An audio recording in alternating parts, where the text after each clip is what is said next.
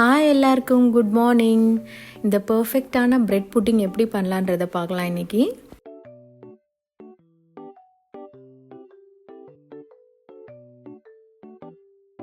பெரிய size ப்ரெட்டுனா 2 piece போதும், இல்லைனா வந்து மூணு ப்ரெட்டு, நார்மல் சைஸ்னால் 3 ப்ரெட் எடுத்துகிட்டு இந்த சைட்ஸ் எல்லாம் வந்து கட் பண்ணிவிட்டு நல்லா தூள் மாதிரி பண்ணி தனியாக வச்சுக்கோங்க. ஒரு பவுலில் வந்து 3 முட்டை, அதுக்கப்புறமா ஒரு 1/2 கப்பு சுகர் சேர்த்துக்கோங்க. அதுக்கப்புறம் நல்லா இது பீட் பண்ணணும். பீட் பண்ணதுக்கப்புறமா நம்ம வந்து இதில் வெனிலா எசன்ஸ் சேர்த்துக்கலாம். நம்ம ஒரு 1/4 டீஸ்பூன் வெனிலா எசன்ஸு, உங்களுக்கு வெனிலா எசன்ஸ் இல்லை அப்படின்னா ஏலக்காய் தூள் கூட நம்ம சேர்த்துக்கலாம்.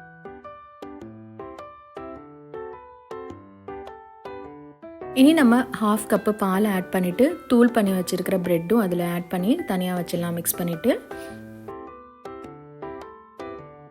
இப்போ நம்ம கேரமலைஸ்டு பண்ணிக்கலாம். அதுக்கு நம்ம 3 டேபிள் ஸ்பூன் சுகர் எடுத்து பேனில் நல்லா ஹீட் பண்ணோன்னே நமக்கு மெல்ட் ஆகி இப்போ கேரமலைஸ்டு ஆகிடும். நம்ம வந்து ரொம்ப வந்து ப்ரௌனிஷாக ஆக்கிடக்கூடாது, அப்புறம் வந்து கசப்பாக இருக்கும். அதனால் நம்ம பார்த்து நம்ம ஒரு ஹனி பதத்தில், ஹனி எந்த கலரில் இருக்கும் அந்த கலரில் வந்ததுக்கப்புறமா நம்ம அதில் வந்து ஒரு சின்ன க்யூப் பட்டர் ஆட் பண்ணிக்கலாம். ஆப்ஷனல் தான், வேணும்னு ஆட் பண்ணிக்கலாம், இல்லைனாலும் ஓகே தான். ஆட் பண்ணிவிட்டு அப்போவே ஆஃப் பண்ணிடுங்க. ஆஃப் பண்ணிட்டு அதை வந்து நம்ம ஒரு எந்த ட்ரேயில் நம்ம வந்து இந்த புட்டிங்கை ரெடி பண்ண போகிறோமோ அந்த ட்ரேயில் வந்து இதை முதல்ல வந்து ஊற்றி வச்சுக்கணும்.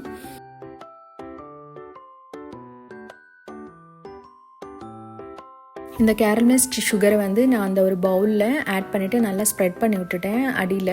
அதுக்கப்புறமா நம்ம ஆல்ரெடி ரெடி பண்ணி வச்சுருக்கிற மிக்சர் அதில் ஊற்றி நம்ம மூடி போட்டு வச்சிடலாம். அதுக்கப்புறமா ஒரு இட்லி பாத்திரத்தில் இந்த மாதிரி ஏதாவது ஸ்டாண்டு இருந்தால் ஸ்டாண்டு வச்சுட்டு நம்ம இந்த பாத்திரத்தில் அதில் உள்ளே வச்சுட்டு மூடி போட்டு வச்சிடலாம். ஏன்னா தண்ணியில் இறங்கும் போது ஆவியில் வந்து தண்ணி இறங்கும் இல்லையா, அப்போ வந்து கரெக்டாக வராது.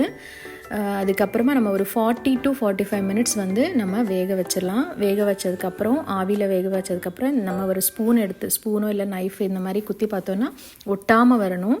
அதான் நமக்கு கரெக்டான பதம். அதுக்கப்புறமா கொஞ்சம் கூல் ஆனதுக்கப்புறம் இந்த சைட்லலாம் நம்ம இந்த மாதிரி எடுத்து விட்டுட்டு நம்ம ஒரு பிளேட்லேயோ இல்லைனா ஒரு ட்ரேயில் வந்து இந்த மாதிரி ட்ரான்ஸ்ஃபர் பண்ணிவிட்டு மேலே தட்டி விட்டு பண்ணுறனால நமக்கு ஒட்டாமல் பர்ஃபெக்டாக வரும். அதுக்கப்புறம் நம்ம ஃப்ரிட்ஜில் 1 மணி நேரம் வச்சுட்டு அதுக்கப்புறமா கட் பண்ணி நம்ம சர்வ் பண்ண வேண்டியது தான். அவ்வளோதாங்க. இந்த சிம்பிளான ஈஸி அண்ட் சிம்பிளான ரெசிபி உங்களுக்கு பிடிச்சிருந்ததா லைக் அண்ட் ஷேர் பண்ணுங்கள். நம்ம சேனலை அப்படியே சப்ஸ்கிரைப் பண்ணிக்கோங்க.